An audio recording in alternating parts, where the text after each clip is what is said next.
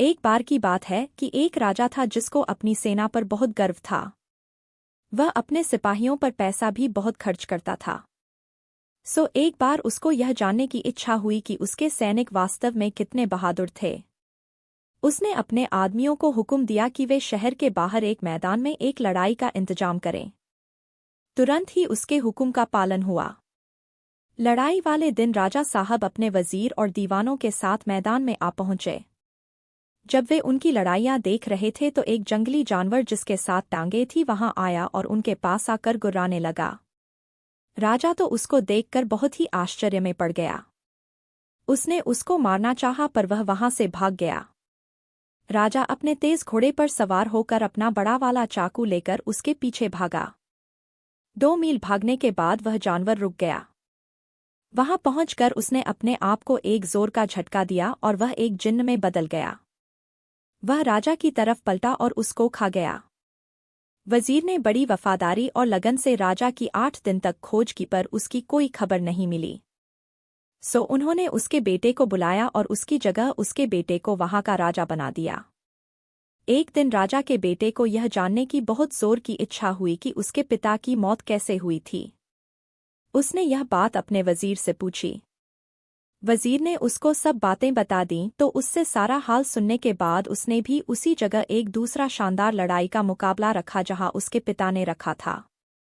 नियत समय पर वह और उसके दरबार के सभी लोग वहां इकट्ठा हुए। उन लोगों को वहां पर आए अभी बहुत देर नहीं हुई थी कि वही 7 टांगों वाला जंगली जानवर वहां आ गया और उन सब पर भयानक रूप से गुर्राता हुआ वहां से चला गया। जब राजा के प्रधानमंत्री ने यह देखा तो वह बहुत जोर से हंस पड़ा। राजा ने उससे पूछा कि वह क्यों हंसा। तो वजीर ने कहा, हुजूर मैं इसलिए हंसा कि यह वही जानवर है जिसने आपके पिता को हमारे बीच से उठाया था। अच्छा ऐसा है क्या? तब तो मैं उसको जरूर मारूंगा क्योंकि मुझे तब तक शांति नहीं मिलेगी जब तक मैं अपने दुश्मन को मार नहीं लूं। ऐसा कहकर वह भी अपने घोड़े पर सवार हुआ और उस जानवर के पीछे भाग लिया। वह जानवर उसको कुछ दूर तक उसी तरह भगा कर ले गया जैसे कि वह उसके पिता को ले गया था। वहां जाकर वह रुक गया, अपने आप को झंझोड़ा और अपने असली रूप में आकर राजा के ऊपर उछला। राजा यह देखकर डर गया और दिल से उसने भगवान से प्रार्थना की कि वह उसको उससे बचाए। भगवान ने उसकी प्रार्थना सुन ली और अपने एक देवदूत 6 को उसके पास भेजा जो उसको यह बताए कि उसको इस जिन्न से कैसे बचना है। देवदूत ने राजा कहा, यह जिन्न सबसे ज्यादा ताकतवर जिन्न है। अगर इसके शरीर के खून की एक भी बूंद जमीन पर गिर गई और तब तक यह जिंदा है तो उससे तुरंत ही एक और ऐसा ही जिन्न पैदा हो जाएगा। फिर वह उछलकर तुम्हारे ऊपर कूद पड़ेगा और तुम्हारे शरीर के टुकड़े टुकड़े कर देगा। मगर तुम डरो नहीं। लो तुम यह 2 फल वाला तीर लो और इससे इस जिन्न की दोनों आंखें फोड़ दो। इससे यह नीचे गिर जाएगा और मर जाएगा। इस तरह से वह देवदूत उसको वह 2 फल वाला तीर देकर वहां से गायब हो गया। तीर से लैस होकर राजा आगे बढ़ा। वह उस जिन्न से करीब 40 मिनट तक लड़ा। आखिर में उसने अपना वह दोहरे फल का तीर उसकी आंखों में मार दिया जिससे वह मर गया। जब राजा ने पक्का कर लिया कि उसका दुश्मन मर गया है तो उसने अपनी तलवार निकाली और उसका सिर काट लिया। उसको उसने अपने एक तीर की नोक पर रखा और वापस महल की तरफ चल दिया। वहां जाकर उसने उसको अपने महल के 12,000 कमरों में से एक कमरे में रख दिया। उसने उस कमरे का ताला लगाया और उस कमरे की चाबी अपनी माँ को देकर उससे कहा कि वह उस कमरे का दरवाज़ा किसी भी हालत में न खोले। पर क्योंकि उसने अपनी माँ को यह नहीं बताया कि उसने उस कमरे में इतनी सावधानी से क्या चीज़ बंद कर रखी थी, उसकी माँ ने सोचा कि शायद उस कमरे में कोई खास खजाना बंद होगा। यह सोचकर उसके मन में उसको देखने की इच्छा हो आई। एक दिन वह उस कमरे की तरफ गई और उसने उसका दरवाज़ा खोल दिया। उसको उस कमरे में कुछ दिखाई नहीं दिया क्योंकि उसके बेटे ने उस जिन्न का सिर एक कोने में फेंक दिया था। हाँ, उसको एक हंसी की आवाज़ जरूर सुनाई दी और फिर ये शब्द, तेरा बेटा एक जिन्न है, उससे बचकर रहना। वह एक जिन्न है, किसी समय वह तुझे भी मार देगा जैसे उसने मुझे यानी तेरे पति को मारा है। अगर तू जिंदा रहना चाहती है तो तू उसको महल के बाहर निकाल दे। राजा की माँ ने पूछा, अरे यह आवाज कहाँ से आ रही है और यह तुम क्या कह रहे हो? वही आवाज फिर बोली, तू झूठ मूठ बीमार बनने का बहाना कर और अपने ठीक होने के लिए उससे मादा चीते का दूध मंगवा। उससे कह कि वह यह काम करने के लिए खुद वहां जाए और उसको लेकर आए। अगली सुबह भारी और दुखी दिल से राजा एक जंगल की तरफ जाता देखा गया जहां चीते और दूसरे जंगली जानवर घूमते हुए देखे जाते थे।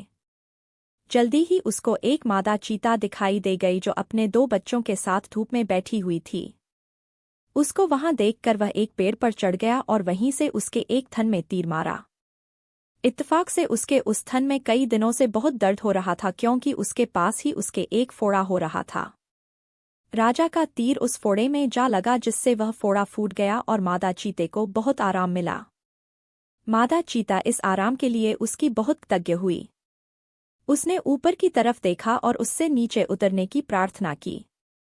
उसने उससे पूछा कि इसके बदले में उसको क्या चाहिए। राजा ने उससे कहा कि उसको कुछ नहीं चाहिए सिवाय उसके थोड़े से दूध के जो उसे उसकी बीमार माँ के लिए चाहिए था। मादा चीते ने तुरंत ही उसकी बोतल अपने दूध से भरकर उसको दे दी जो वह अपने साथ लेकर आया था।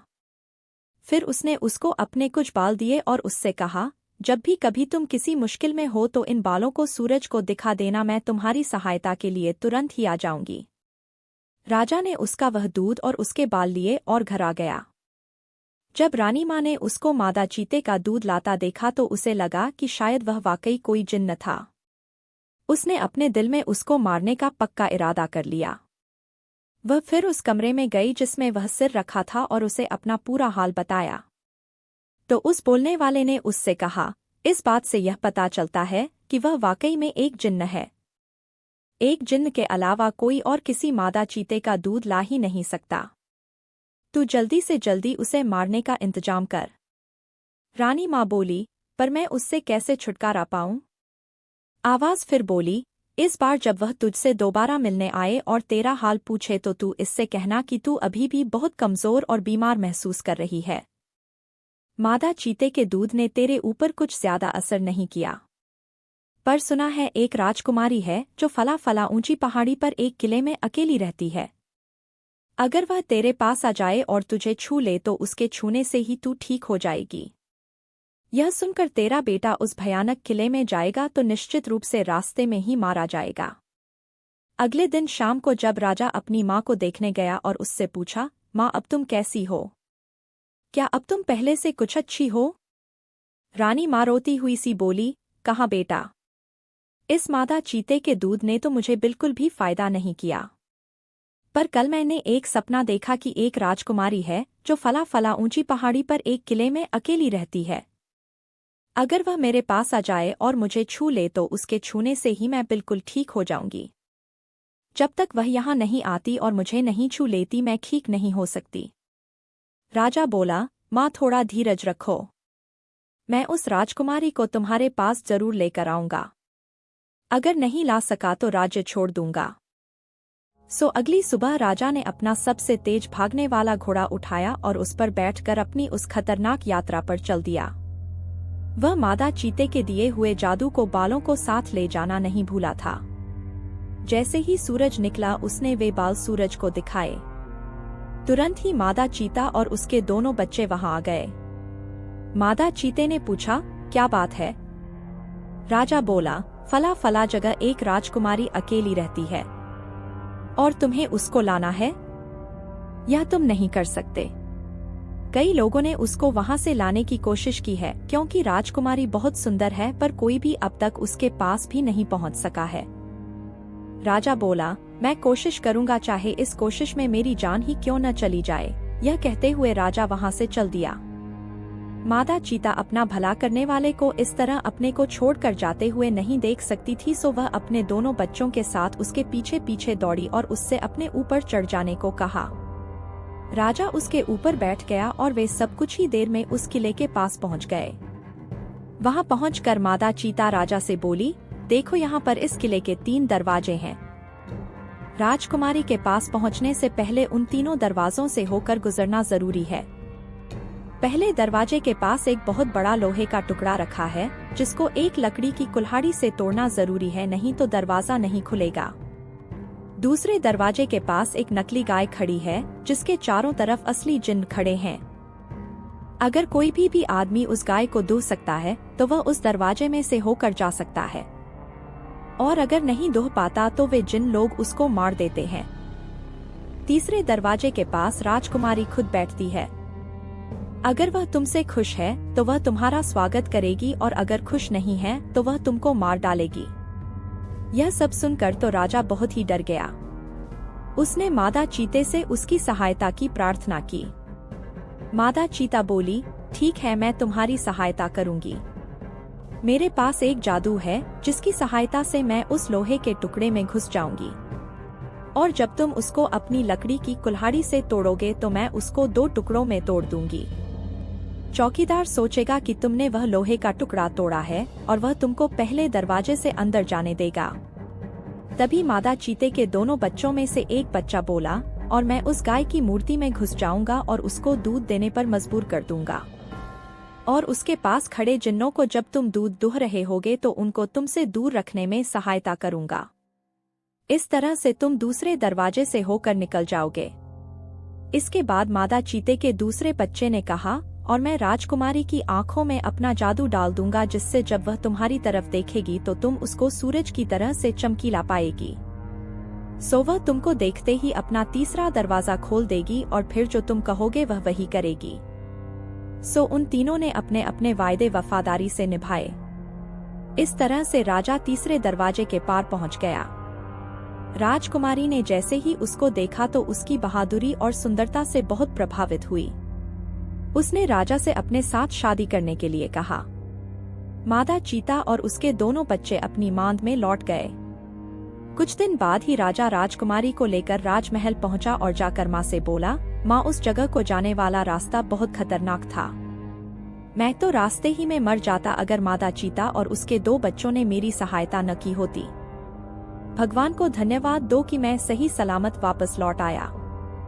कुछ देर और बात करने के बाद उसने माँ को जिन्न के सिर के बारे में बताया कि वह उसके सामने सबसे पहले कैसे एक 7 टांगों वाले जानवर के रूप में प्रकट हुआ था, फिर कैसे वह उसको एक जगह भगा कर ले गया था, जहाँ जाकर वह अपने असली रूप में बदल गया, एक बहुत बड़े भयानक जिन्न के रूप में।